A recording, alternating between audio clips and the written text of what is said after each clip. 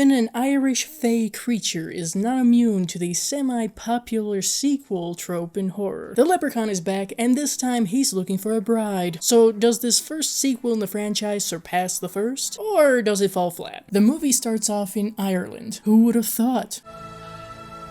Oh yeah? We pull in the fairy tale shit? Meet William O'Day, played by James Lancaster. Given the current geographic location, everyone is legally obliged to put O in front of their last name. I don't know if you knew that, but it's an Irish thing. William is the slave of the Leprechaun, played once again by Warwick Davis. And this particular day is of special significance. It's the 17th of March, the Feast of St. Patrick. And your birthday. The Leprechaun is old enough to pick a bride now, just like Mick Jagger and Melanie Hamrick. But what are the requirements of said woman to become his bride? She'll be me bride when she sneezes thrice. I beg your pardon? Well, it can't be any more ridiculous than most wedding traditions. Aside from the obvious, there is an issue with this marriage-to-be, and that is that the woman the Leprechaun intends to be his bride, played by Shevonne Durkin, is the daughter of William. In order to protect her, William blesses her on her third sneeze and ultimately sacrifices himself. 1,000 years later, and the Leprechaun has tracked the entire family tree of the O'Days to Bridget, also played by Durkin. It's too bad stuff like Ancestry.com didn't exist yet.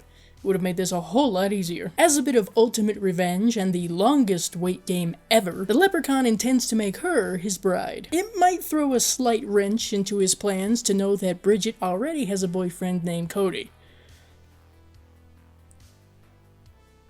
And he's played by Charlie Heath. He works as something of a hype man for a sightseeing tour, owned by his adopted uncle Monty, played by the late Sandy Barron. I appreciate the grind, or in this case the scam, but this is California, right? You have to amp the shock factor way up. Though it oddly makes sense that Sandy Barron would be in a murderous Leprechaun movie. It's a good thing that the tour vehicle is a hearse, since Monty is the official driver, and seems to drink alcohol like most of us drink water. Thank God Cody has enough morals to not allow at least 4 people to die in a DUI accident. Unfortunately, Bridget doesn't see this in a good light, as they were supposed to go out together tonight. In all fairness, they still technically are. On the grounds of Harry Houdini's supposed mansion is the tree that the Leprechaun has been hibernating in. All it takes to wake him up is some cheap alcohol, it seems. Hey, quick question. If he was Michael Bayed in a well in North Dakota last we saw him, how exactly did he get to Los Angeles? Whatever. After tearing out the gold tooth of a homeless man with his bare hands, the Leprechaun is now loose in California. And if I had to bet money, I'd say no one will notice. Meanwhile, things aren't going very well for the young couple, as Bridget is rather fed up with Cody. Between this and dealing with some pissed off tourists, Cody runs a red light and is immediately taken into custody. He was about 3 feet tall,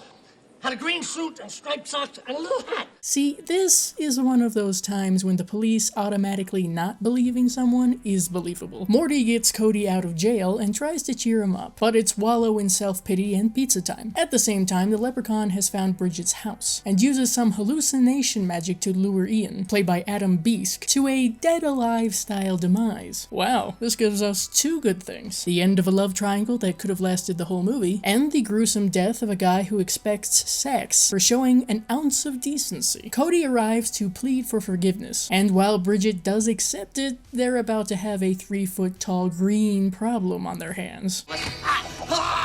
This is why we have cordless phones now, children. I suppose this technically means that the Leprechaun succeeded, but just to be sure, he puts a ring on it.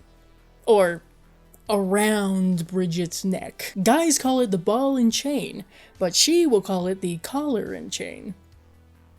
I think I'm funny, and that's all that matters. The Leprechaun takes Bridget to his underground treehouse, and this is where he finds out that one of his gold coins from his stash is missing. Cody is the one who is in possession of it, but with Bridget missing and Ian's mangled body being found, he has to avoid the police who are looking for him. Monty is the only person he can come to with this situation. However, Monty isn't buying all this Leprechaun stuff.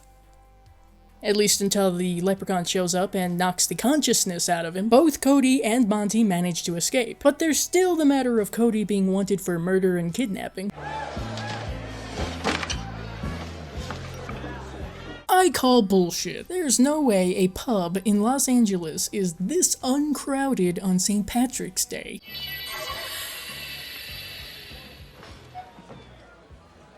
Have I I mention that I want be gold? Morty decides that the best course of action is to entice the leprechaun into getting shit-faced. And it works! Briefly. Even leprechauns can get hangovers. Who knew? While the leprechaun enacts what I can only imagine is what goes through your average Karen's head when her Starbucks drink is wrong, Cody and Morty get the idea to use the iron safe at the go-kart track as a trap. This couldn't possibly go wrong. Security, buddy. That's right. Thankfully for the two of them, he's just a security guard. Unfortunately, he's a security guard without a gun. All the same, Cody is able to trick the leprechaun into the safe, but it seems that Morty has ulterior motives for their captive. My first wish is for your gold. So be it. Goodbye, Morty. All right, you little bastard, come and get me! Drop that weapon, psycho. Oh, so now he has a gun. Doesn't do him any goddamn good though. Because Cody still has the coin, the leprechaun can't kill him. Yet. Now it's time for the final showdown at the leprechaun's place. Bridget manages to get out of the ring, and she and Cody search for a way out. But it's Blair Witch rules where they just end up back in the same place they started. The leprechaun eventually tricks Cody out of the coin and skewers him. Or so he thinks. Real milk chocolate, genius. Yeah, we all know how well that worked last time. But at least for now, Cody, Bridget, and the rest of LA are safe from the wrath of the leprechaun. So they live happily ever after. Except for the fact that you're still wanted for manslaughter, Cody. And with that, the credits roll. We have Warwick Davis returning as the leprechaun, so I'd say that's a definite point in the film's favor. The kills seem to have slightly more creativity put into them. I realize it's difficult to top death by pogo stick, but they also looked better too. Maybe not drastically, but just a smidge better. Oddly enough, I actually enjoyed Monty more than most of the other characters, with the exception of the leprechaun. It would have been easy for Bridget to have just been captured and be stuck in the leprechaun's home, doing fuck all and moping about it. But she was actively attempting to get out, and figure out ways to fight back. Not saying any of that was successful in the least. The leprechaun felt more fiendish and threatening here than the first film, which is exactly what I was hoping for since he would be interacting with more than just a handful of characters. This feels like an okay follow-up to the first, and I appreciate that they went with a bit of a different route with the key plot of the story. They could have gone with the someone takes the leprechaun's gold, and he seeks to get it back story again. And they kind of did, but again, threw in the bride element. I don't find it to be terribly compelling, but it wasn't a rinse and repeat of the first. The characters weren't terrible for the most part, but they're not great either. Very blasé and forgettable, really. Also, fucking stupid. Yeah, I know, it's a horror movie. But even by such standards, they are all dumb as hell. Though, all things considered, it's not like they're the focal point of a franchise like this. Something else that isn't great is the plot itself. For being based in Los Angeles, not much happens. Not even in a pub on St. Patrick's Day. I was told to keep in mind that this is sort of a standalone addition to the Leprechaun story. I can see that, and I acknowledge that you can take it that way. But this is still a sequel to what became a franchise. And yet it doesn't give a shit about continuity. That's not typically a good thing, bruh. Remember the whole four-leaf clover as a weakness thing?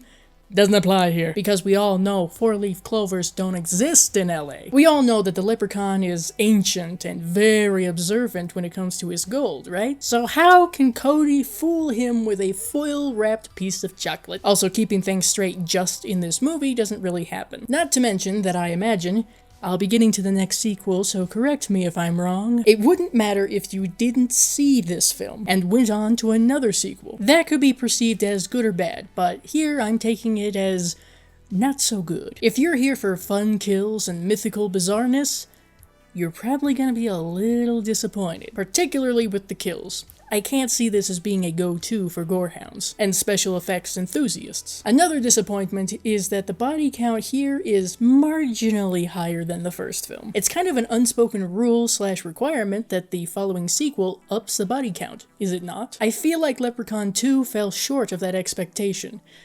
Pun absolutely intended. With all that being said, I'm giving Leprechaun 2 4.5 out of 10 bloody thumbs up. Yes, that is close to the same score I gave Leprechaun. Now let me explain why. Both have elements that I personally enjoy, and both have elements that I'm not thrilled about. Leprechaun 2 has a couple of interesting kills, but Leprechaun has a better story. I like the characters more in Leprechaun, but Leprechaun 2 has some fun moments. Leprechaun has Jennifer Aniston.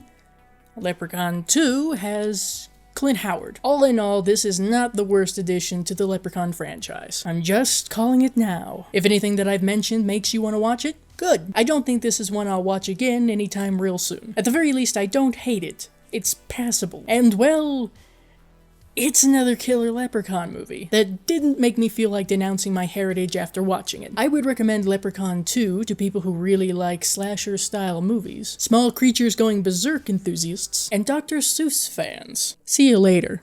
If you're looking for more Leprechaun chaos, then check out my review of the original Leprechaun. Thank you to my patrons Michael Musale, Bronson Wright Wolf, Diana Mo, Sean Sheridan, Raiders AK, and Angel X Minx 88 for funding this review.